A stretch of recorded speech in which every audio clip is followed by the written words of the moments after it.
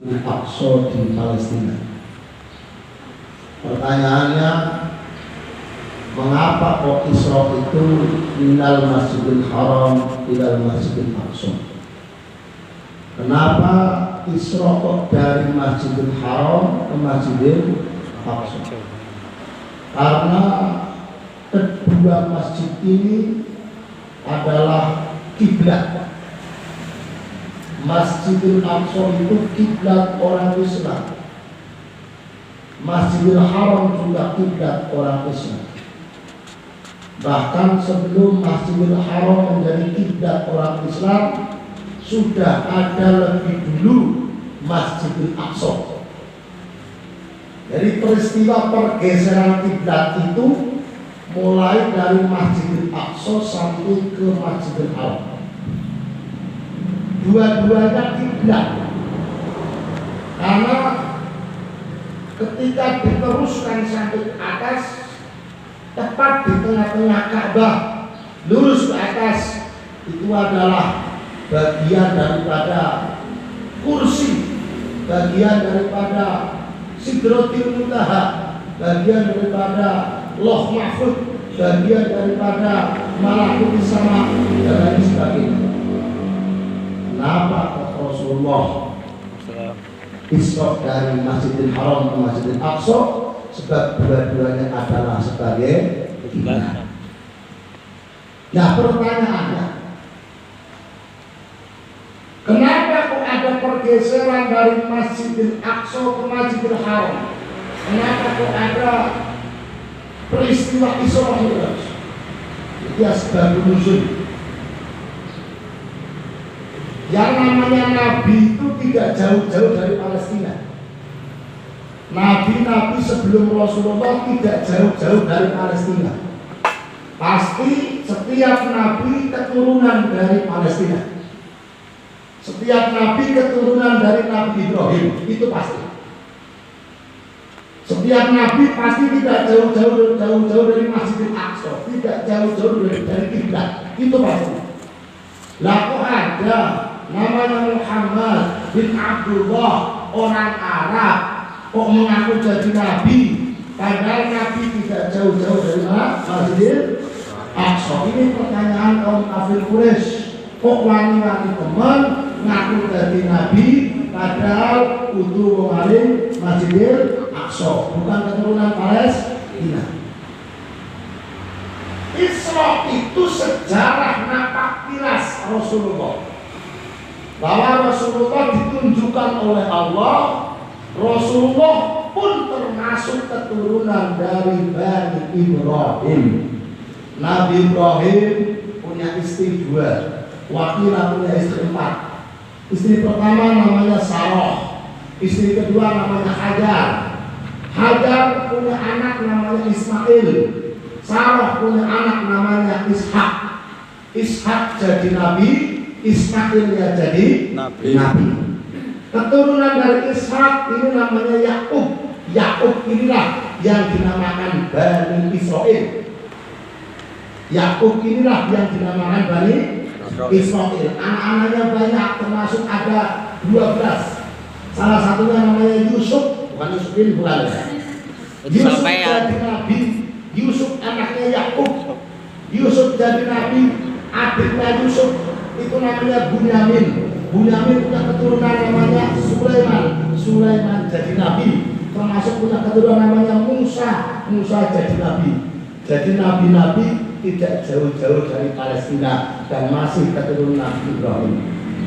Sedangkan Nabi Muhammad keturunan dari Nabi Ibrahim dari Ismail, yaitu dari Siti Hajar. Nah, Nabi Muhammad membawa istrinya yang namanya Hajar, membawa anak yang namanya Ismail dari Palestina menuju ke Mekah. Ini ceritanya. Rabbana inni askantu min dzurriyyati biwadin ghairi dzar'in 'inda baitikal muharram. Rabbana yuqimu sholata fa'idhan afidatan minan nasi. Itu cerita tentang Nabi Ibrahim membawa Nabi Ismail Ismail yang membawa Hajar diletakkan di Indah Baitikal Muharram, diletakkan di Bakkah, diletakkan di Mekah, diletakkan di Ka'bah. Kenapa kok Ismail diletakkan di Ka'bah? Kenapa kok Ibrahim meletakkan Hajar dan anaknya di Ka'bah? Ini menjadi tonggak sejarah bahwa akan muncul dari keturunan Ismail namanya Muhammad bin Abdullah, yaitu sebagai Rasulullah Shallallahu Alaihi Wasallam. Jadi namanya Isra itu adalah napaknya sejarah. Ini loh sejarahnya loh. Termasuk Al-Aqsa juga punya sejarah. Semoga akan menjadi sejarah baru dan membawa Al-Aqsa bisa tambah maju kamar romboko. Amin. Allahumma amin. Yang selanjutnya Mi'raj. Mi'raj itu adalah naiknya Rasulullah dari Masjidil Aqsa ke Sidratul Muntaha untuk mendapatkan wahyu dari Allah bernama sholat 5 waktu. Sebelum Rasulullah Mi'raj, Rasulullah ditinggal wafat oleh istrinya. Rasulullah ditinggal wafat oleh pamannya. Ngapunten Pak Guru. Orang yang menjadi backingan Kanjeng Nabi, istri tercinta, ada gitu. Khadijah itu cantik-cantiknya orang Mekah ya Khadijah. Kaya-kayanya saudagar Mekah ya Khadijah. Orang yang kaya seperti itu, wong sing ayune kaya ngono menjadi backingan Kanjeng Nabi, bandane Khadijah sepertelune bandane wong Mekah habis untuk perjuangan Rasulullah. Jadi mau kalau ngendikan Imam Mahali wajah itu bi amwalikum wa anfusikum. Laras Imam Mahali. Yang namanya perjuang bi amwalikum dengan hartamu wa anfusikum dan dirimu. Jadi ya benar Pak Mahali cerdas mau biar sering pada. Sebab ayatnya jelas. Wajahidu bi amwalikum wa anfusikum, itu jelas. Lo Kanjeng Nabi ditinggal wafat oleh istrinya, istri yang sangat solehah, menjadi backingan Kanjeng Nabi. Jadi saya kira-kira Pak Mahali ditinggal bojone seto kira-kira sedih nopo seneng Pak Mahali. Kira-kira Pak Bambang ditinggal seto ibune kira-kira bojone apa ora Bapak kira-kira? Bapak kayaknya bojone apa enggak? Ya, kalau saya enggak. Kalau saya cukup satu saja dan menjadi satu satunya. Menjadi awal dan terakhir satu-satunya. Nah ini. Lalu ada lagi namanya Abu Thalib. Abu Thalib itu pamannya Rasulullah. Datingane Kanjeng Nabi. Wong-wong sing datingi Kanjeng Nabi niku pada dipunduti kabeh. Termasuk sing datingi Pak. Punduti kabeh niki Pak. Nggih, ramane kula sing datingi dipundhut kabeh Pak. Nggih. Pak, saya dipundhut semuanya. Mbah, masa dipundhut semuanya? Ya Allah, ini saya sedang Mi'raj ini. Lagi Mi'raj ini saya. Ya Allah. Lu Kanjeng Nabi ditinggal sedo pamane. Wong sing berjuang ngelawangi Kanjeng Nabi. Kaum kafir Quraisy itu tidak takut sama Rasulullah, tapi mboten kepenak kali Abu Thalib. Sebab Abu Thalib orang yang sangat dihormati oleh Quraisy.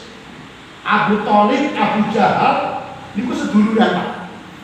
Abu Thalib, Abu Jahal, Abdullah, termasuk Hamzah, niku seduluran. Ya cara dunia pewayangannya ya anak grupe pendawa, anak grupe Kurawa ya. Itu seduluran, itu seduluran. Loh, termasuk Abu Thalib orang yang sangat menerangi Kanjeng Nabi bin Abi Sedo. Wong sing sugih kaya mati, wong sing hebat kaya mati, ayune kaya mati. Lah kula jalan kabeh sugih ora.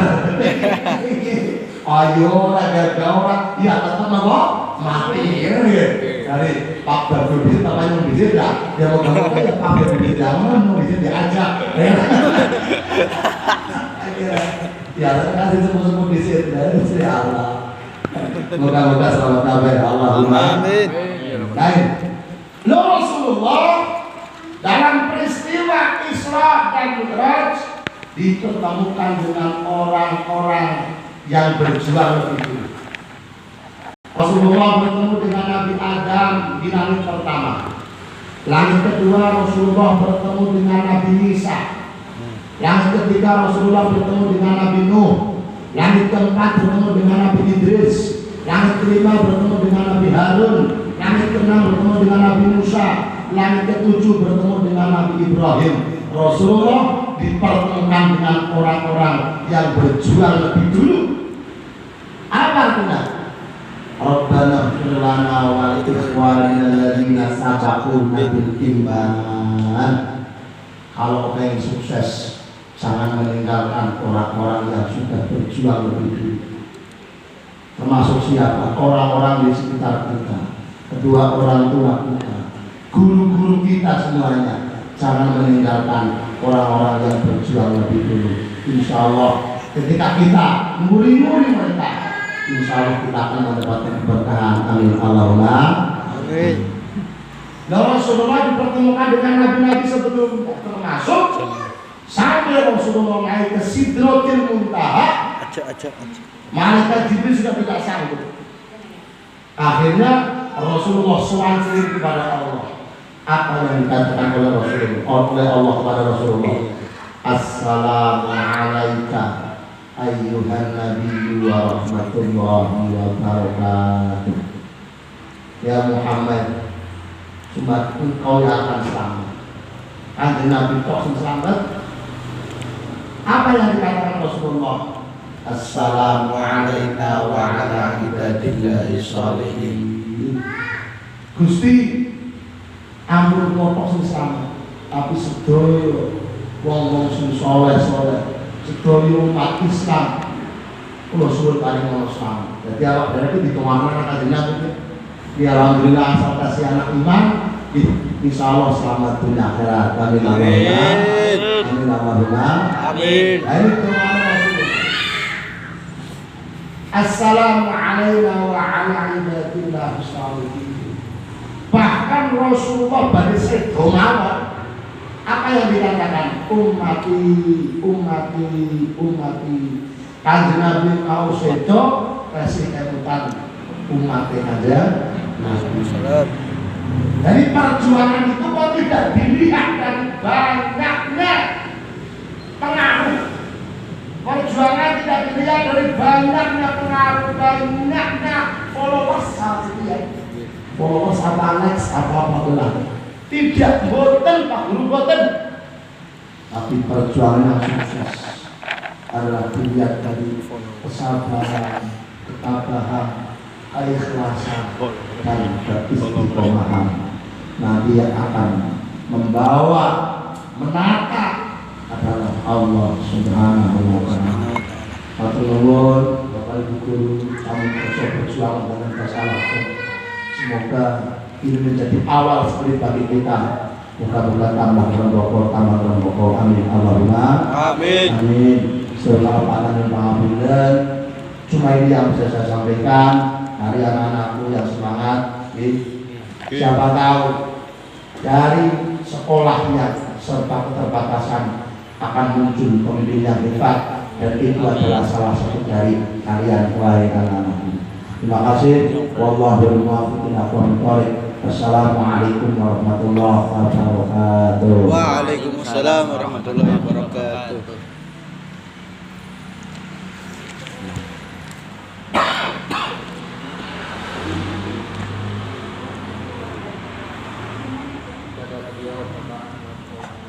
Terima kasih.